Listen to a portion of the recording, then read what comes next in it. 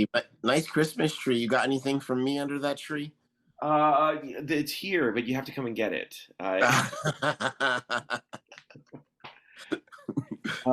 Elegance, I'm so thrilled to chat with you. Thank you so much for the time. I know you're a busy guy. The film is incredible.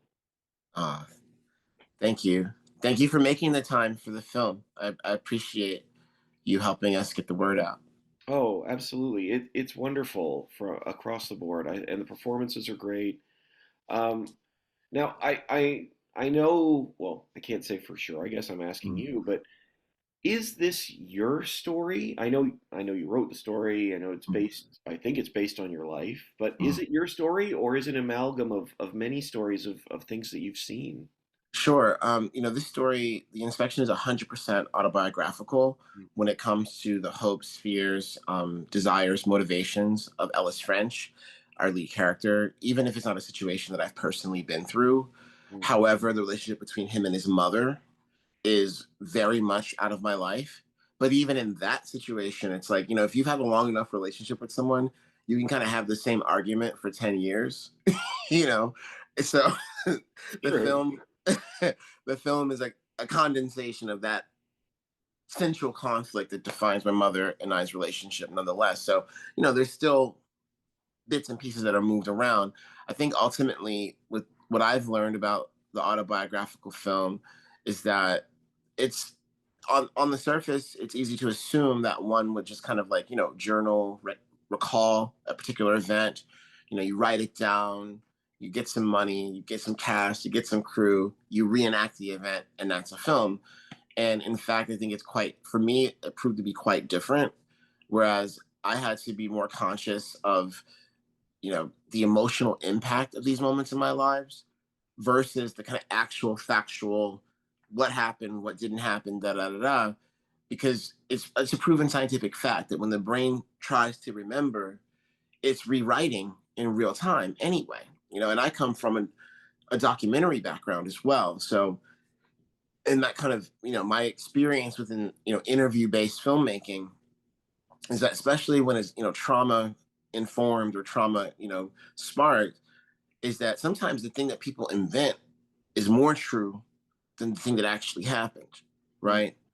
So ultimately, what I'm trying to do as an artist in anything I make, whether it's based off of my story or it's adapted from someone else's story or it's totally imagined, I'm trying to focus on the essence of emotional truth. What did I learn from this thing, right? Because if I can focus on what I've learned, there's a possibility that someone else will learn from it. And so that's kind of how it all kind of comes together. But it's like trying to explain it is like pulling apart a grilled cheese sandwich. You know what I mean? It's just every time I think I Yeah. have it done, there's another thread that's connected to something else.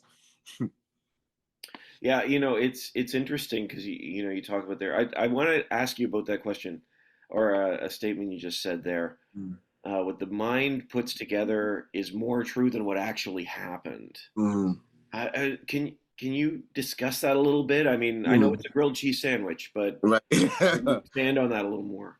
Well, for instance, there's there's I mean there's a few things like so I don't want to give away too much of the ending of the film, but there's a moment in the film where French applies his war paint in a very unexpected and unique way, right? His camouflage paint. So the real thing that happened is that I just put on my scary face like everybody else put on their scary face at boot camp. But my drill instructors were shocked at how fast I could put on makeup, that I was so fast at putting on makeup that I could put on everybody else's makeup. Now, the Joe doesn't know that I learned how to do that being a 14-year-old in like gay clubs with drag queens and going to gay balls and that kind of thing. They don't know that, Mm. but I know that. So as they're complimenting me for my war paint skills, I'm laughing that they don't know it's makeup skills, Right, you right. know? Yeah. So then the scene that you see in the movie, right, kind of takes the truest emotional perspective on these things, right? Of these two things, the two things that are happening: the actual thing that really happened to me, and the thing that is being crafted to express and to invite the audience on this emotional journey. Like when you talk about the kind of the legacy of homophobia in the military in the United States, Don't Ask, Don't Tell gets its name in the 90s, right? But in reality, queer service members were forced to serve in silence for almost 80 years. And so, from another aspect of like that idea of what the brain is remembering versus, rather, what the brain is inventing is more true than what you actually remember to happen. In trying to express this truth of the queer experience, I've made what I would like to think is a bit of a hybrid film, right? When you're in French's point of view, this is like Beau Travail. It's an art house, handheld kind of film. When you see French in the world, it's a military action film. The camera is on a tripod. The shots are very geometric, specifically composed, right? And what we're trying to do, that handheld style, is to suggest the shaky ground that queer troops have stood on for those 80 years. But even more to the point, the shaky ground that I had to navigate to get through that space as a Black gay man, right? So there's another instance where, the real thing is kind of like historical and academic, but the cinematic thing, I feel, we're so much in Ellis's skin. And I think that's kind of, to me, the thing that I find most exciting about filmmaking is the possibility of, transference from my experience into what's being depicted on screen. Yeah, yeah, absolutely. And it's it's deliberate that this is not Elegance Bratton on Mhm. screen. This Right. is Private French. Yes. This is a different character, Yes. but it isn't. And this is such an interesting concept that you're talking about here, because I think we see in biographical films people say, okay, well, I need to know the exact detail, but you don't. And Yeah. what you depicted is that reality. It Mhm. is that truth, but not to the letter of events. It's very interesting to me. Oh, thank you. Thank you. Yeah, it's at the end of the day, Jeremy Pope had to be Ellis French Yeah, for me. It had to be an out Black queer actor, and he had to be a phenomenal talent. yeah, Because as a Black gay man, I just didn't really see a lot of myself as the heroes in movies. mm, And I believe that people go to movies to see themselves. mm, They want to see more aspirational versions of themselves. They want to know how to be the best version of themselves that they can be. mm. And, when you don't see yourself on screen, I think there's a correlation between how Black queer people are treated in the world and our erasure in cinema. So, 'cause my whole identity as a Black human, it's like this Frankensteinian kind of hodgepodge melange of, Beyonce choreography and Andy Warhol and Karl Lagerfeld and RuPaul and Tupac Shakur, like all put it all in a blender, and that's who I am.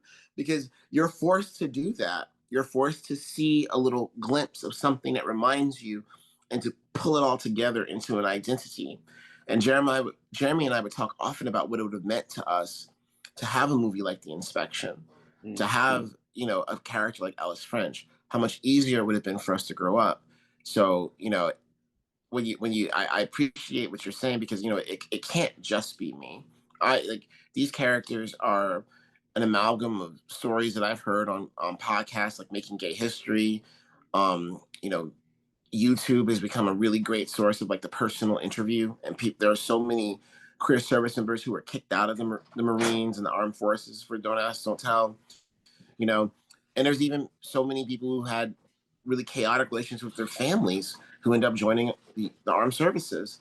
So it could never just be me, but I have to start from what I know so that I can invite other people in. Yeah, There's so much more to that, right?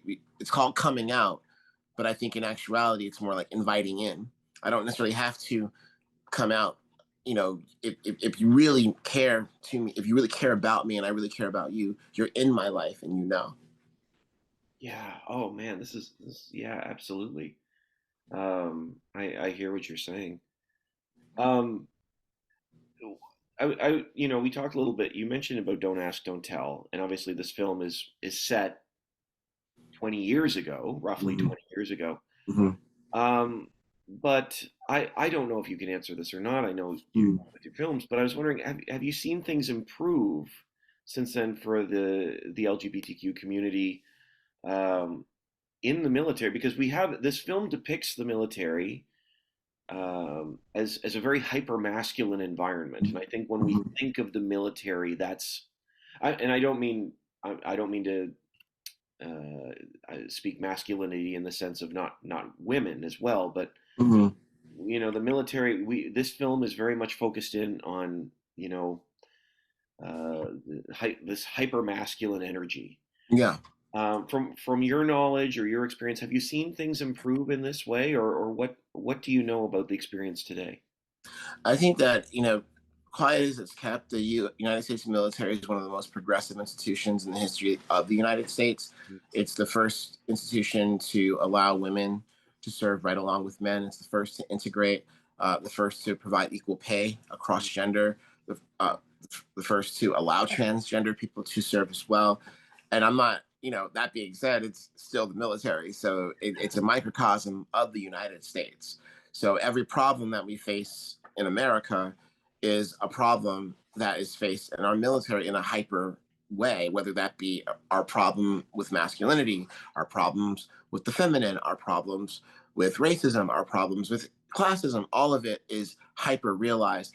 But, we have, when I joined the Marine Corps, I come at the lowest point of my life. I thought I was completely worthless, And then I had this drill instructor tell me that my life had value because I could protect and serve the person left to my right.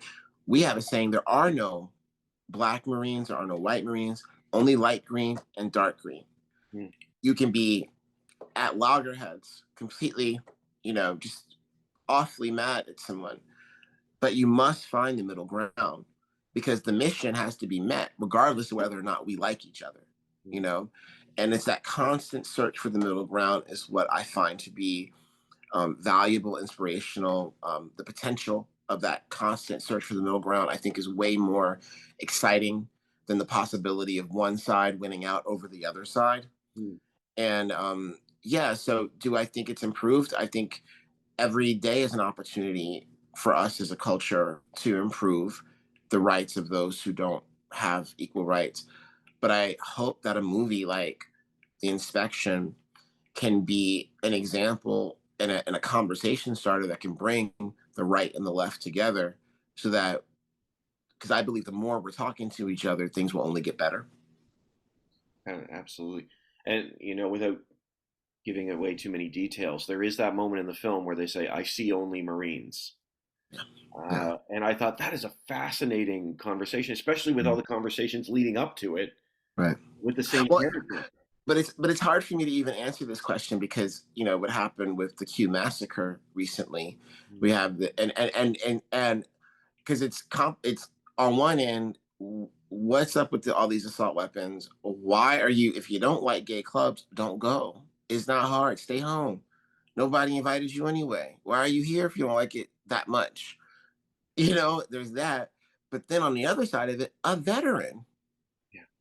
put down the assault. A veteran, a queer veteran put this down. So it's like, I'm torn as to whether or not things are getting better because these types of things are happening in the world still. These massacres, these assaults, all this gay bashing is still happening.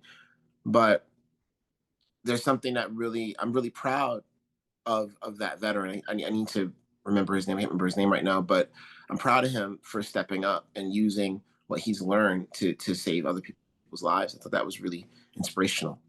Yeah. Yeah. One of the other things that Elegance that I thought was so amazing of the film, I was wondering if you could talk to me about a response of grace, because Hmm. um, French has every reason to respond with rage at almost every turn, Hmm. whether it's in the military or with his mother. Hmm. Yet there's a compassion and a grace that seems to win out. I was wondering if you could talk about that aspect of the film and why that was so important to lead with that. Well, I think that French goes into boot camp thinking that, he will be the weakest one, that he won't be able to make it because he's gay. And he comes to discover that each man in boot camp, the drill instructors, the recruits, they've all been given an impossible task of how to be a perfect Marine and how to be a real man. And, people ask me all the time, what is the source of your strength? How are you able to be from where you're from to end up where you're at? And what this film is attempting to do is suggest a new model of masculinity where forgiveness is seen as a source of strength and not weakness. French doesn't give up on anybody, and his refusal to give up on the others around him results in his ability to never give up on himself.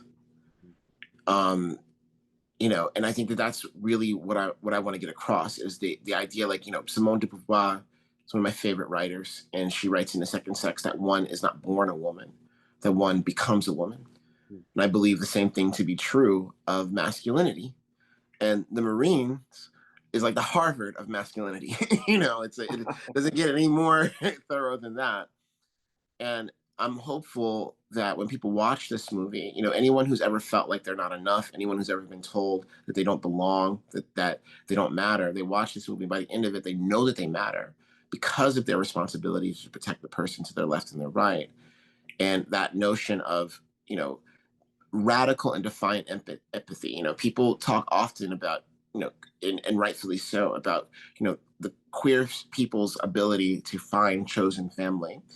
But what's not spoken about is the idea of radical defiant empathy, which I believe is the engine through which that chosen family can be formed. It's what French does in this movie is when he sees someone who is weak, he goes to them and says, let me be your strength, in hopes that they'll meet him halfway. So that radical defiant empathy is really what it's all about. It's powerful. It's powerful, and held in a stark contrast. Held in a stark contrast to the idea of making monsters. Yes. It's so. I mean, it's been rare on screen that I've seen it so well depicted. This idea of strength through compassion. Mm-hmm. Yeah. Yeah. No, I think, the thing about it is that it is French is to serve as an example of how to form community that is where things can actually be sustainable, right? Where we can come to the middle and find a conversation rather than being locked in our various corners, screaming at each other across our differences. And, that's really what it's all about. So in terms of whether or not these Marines become monsters, that is the price to pay for the world that we live in, right? But it is to say that every human being is fully human. Good people, bad people, people that you like, people that you don't like. And as long as we keep track of that, if there's a possibility that we can redeem ourselves. Wow. I love that. I'm actually like kind of speechless. That's absolutely wonderful. Oh, thank you. Thank you. Thank you so much. That's really kind. Well, it's a wonderful film, Elegance. Honestly, it is absolutely. It's very powerful and challenging. I haven't even mentioned. We're running out of time. Just before we go, Gabrielle is. I mean, Jeremy's wonderful. Gabrielle is You brought it, amazing. man. Un- Yeah, Go ahead. yeah, my mom, she passed. She was killed about 3 days after the movie was greenlit. And my mother was, the first person to ever love me completely. Also the first person to ever reject me wholly. She's a very complicated woman. I'm so grateful to Gabrielle Union for helping to bring my mother back to life, to help me find the closure that unfortunately my mother could not provide me while she was living.